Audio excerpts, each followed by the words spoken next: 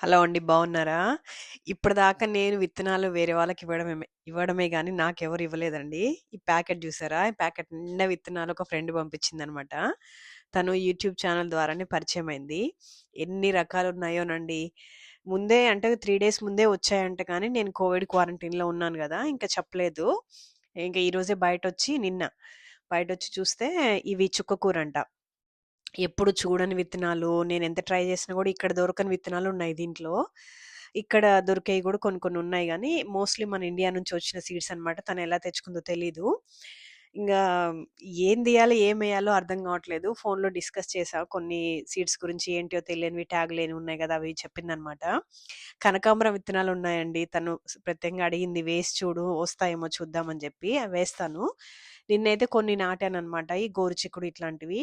ఈ పూలున్నాయి జూసారా? ఈ లెఫ్ట్ సైడ్‌లో ఉన్న పూలు చిన్నప్పుడు మా ఊర్లో పెరిగితే చూసా.